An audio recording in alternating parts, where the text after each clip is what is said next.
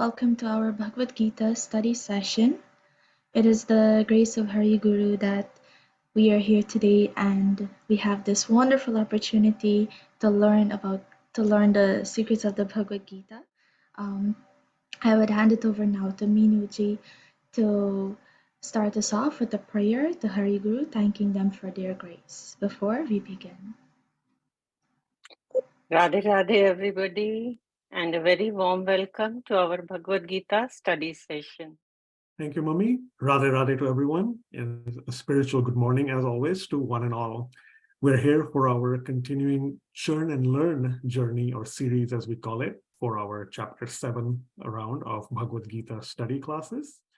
So to get started, chapter 7, if you all remember, we had covered the essence of chapter 7 verses 1 and 2. We'll continue a little further from there, trying to keep things in sequence, and we'll see which verse ends up being, talked about today.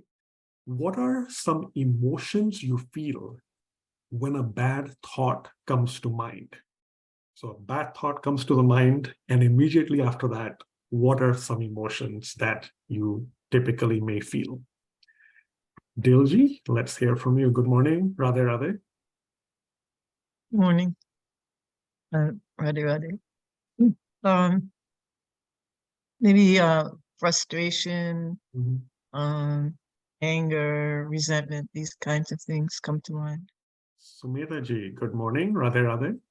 Good morning, Radhe Radhe. So based on my experience, I feel my heart racing, and then I'm also start mind chatter. Oh, I wish I had said this. I wish I had done this. And then nowadays sooner, because we've been listening to a lot of scriptures, I realize that I'm going this rabbit hole. And then, of course, then I'm trying to change the gear and come out of it. But those are some of the thoughts that I personally experience, that I am, I'm locked in those thoughts. I feel like I should have said this, I should have done that, and my heart's racing.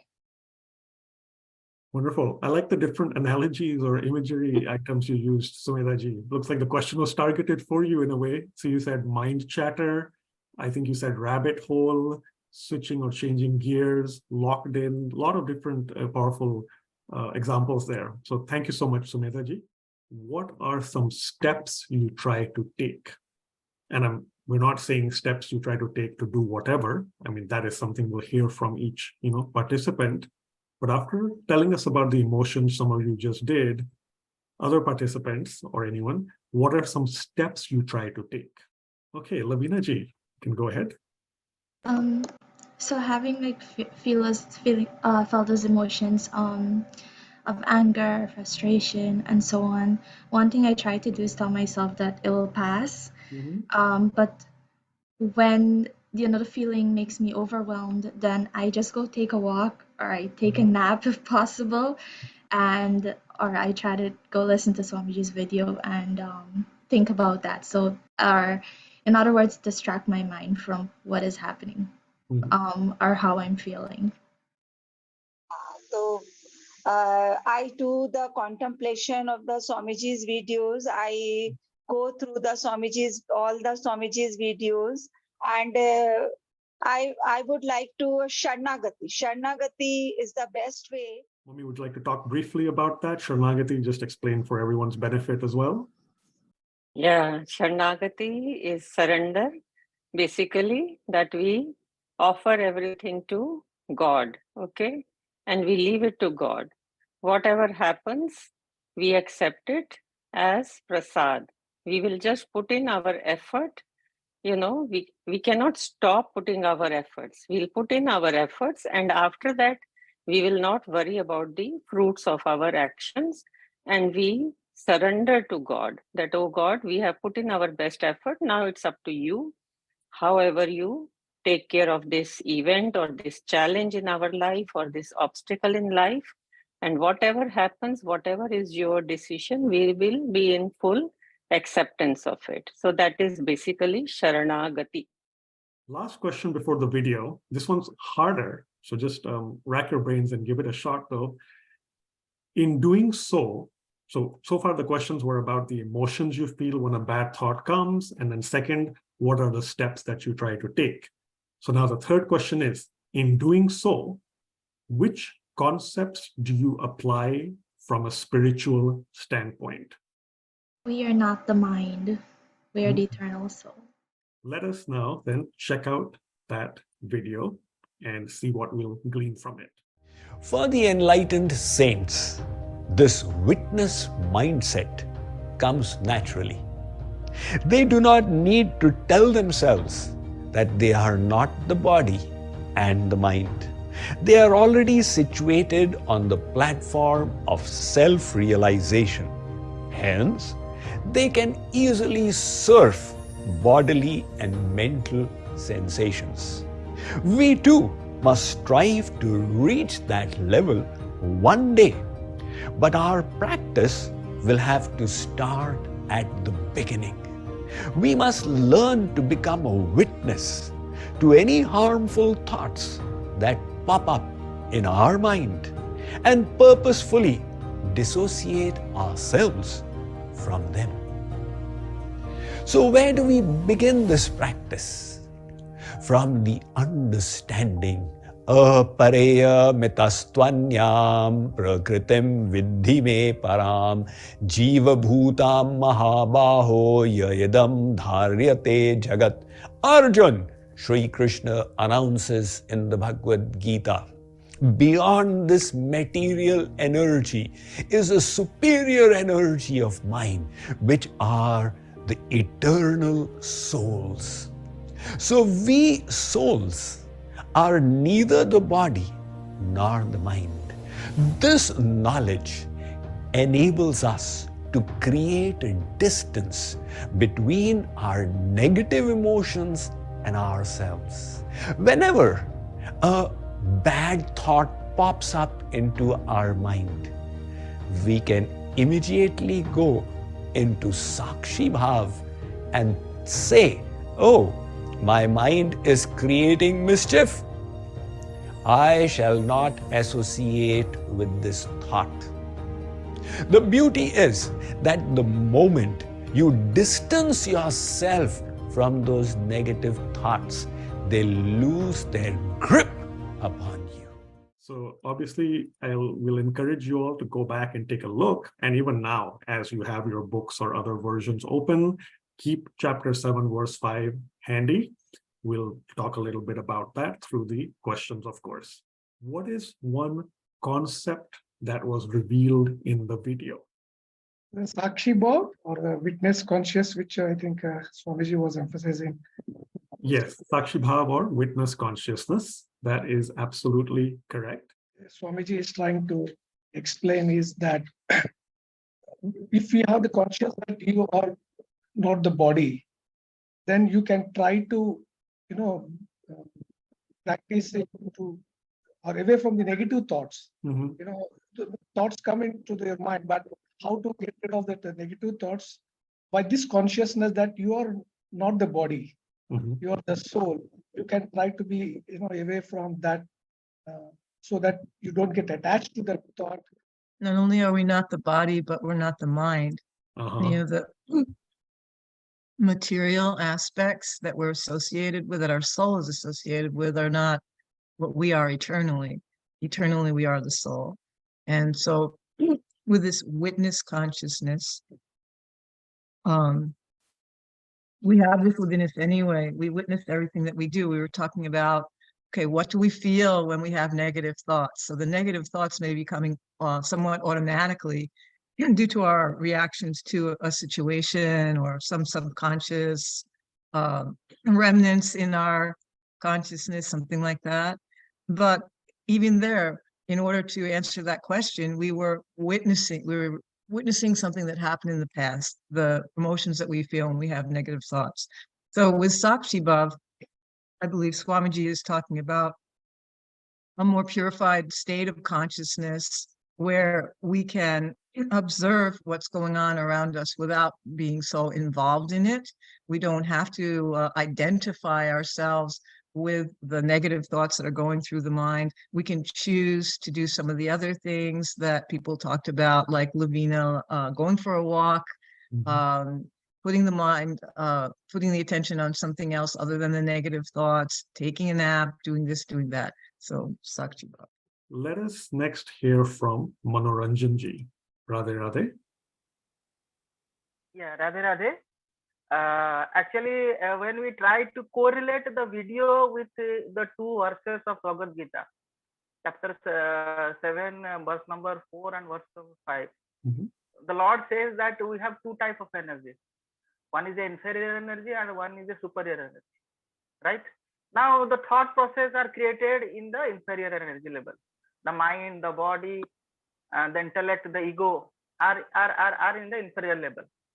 Okay, so a problem is created in the inferior level, right? So now there is a superior energy also, the soul energy, right? So when we mingle, the soul energy is mingled, the superior energy is mingled with the inferior energy, okay, then that is the cause of all dukkha. So when we distance these energies, separate these energies, the soul energy and the inferior energy, generally we'll be able to have this sakshi bhava, witness bhava. The superior energy is witnessing the inferior energy. So it is like the Kshetragya, in Kshetragya Vibhaga Yoga also, the field and the knower of the field. So be a knower of the field and not the field itself. Radhe Radhe. Well, interestingly enough, we had a discussion about this when Swamiji was here. He just left this morning. It was at breakfast, and the question came up from a young man who is of the Advaita or non-dualistic viewpoint. And when witness consciousness is established permanently, that's actually a goal of Gyan, and some Gyanis consider that enlightenment. But Swamiji's question to him was, well, once witness consciousness is established, what then? And he had no answer for that. So Swamiji was establishing that there's more beyond that. There is the actual God realization, the dualistic philosophies. But it was interesting discussion, and interesting that it came up here today. Radhe Radhe. Oh, thank you for sharing that, Bilji. And I'll just, as always, I'll say that's a divine coincidence. So it's very, very touching to hear and get that, live information as well. I am just enjoying today. I mean, such interesting answers by our participants. It's giving me so much of pleasure and joy. Thank you, Manoranjanji, bringing that Gyan point, how the witness consciousness and Sakshi Bhav really works. And thanks to Bilji that he brought up another point further then. And today, I mean, it was discussed today only with Bilji by Swamiji. And same question had come up. And yes, after that Gyan thing, after that you have understood also that we are the soul, we are not the body, and we have to have this Sakshi Bhav attitude that whatever is happening, let's just witness it. Okay, let's make it a habit that we are just watching it and we are not getting affected by it. So that is how we can control our emotions, whereby we understand that we are the soul. Now, what after that? Then comes the element of bhakti. That comes the element of surrender and Sharanagati and grace of God, with which we finally get to God realization. And I would like to ask Manoranjanji, where are you joining us from? Yeah, I am joining from Mumbai, India. So next up, again, covered a little bit, but again, just to be very specific and make sure we're tying it to the video, what is a recommended real-world application of the concept we've just talked about? So Sakshi Bhav or witness consciousness, what is a recommended real-world application of that concept? And we should take the negative energies like behind the bars. Just say if the animals are behind the bars, and if we will, if they will leave the open, the zoo will become a so he recommended that we all should take our negative thoughts like the animals behind the bar. I'm not sure, but I'll just share my thoughts. I think what the Swamiji is trying to explain to be more practical is to be aware of those negative thoughts, but not to get attached, because you can't stop those things, but you just be aware. I do remember Swamiji giving other examples, and I know sometimes, like for different people, different examples like get locked in, and we connect more.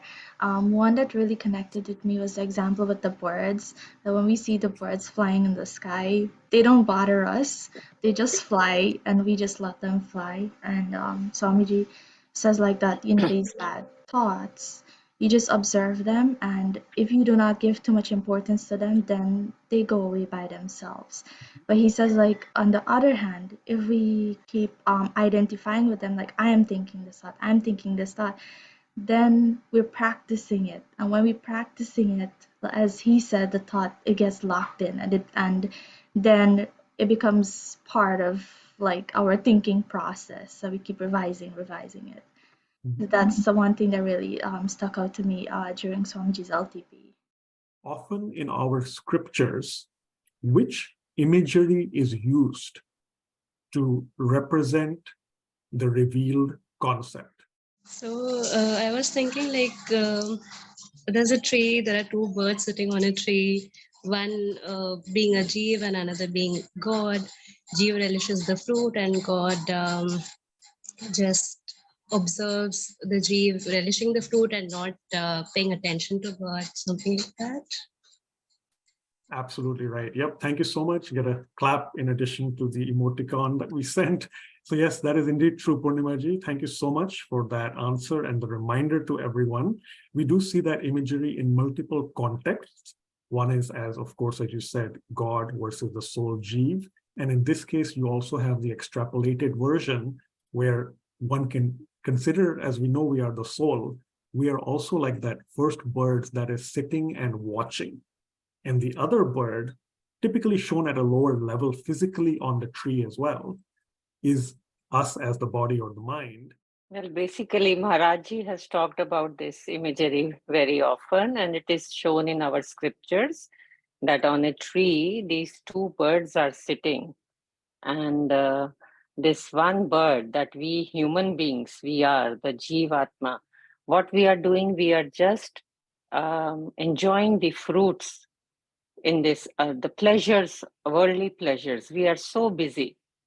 And then there is God, the Paramatma, the Supreme Soul. That bird is just watching and observing us, noting down. But that Supreme Soul is waiting for us, individual soul, to face the God.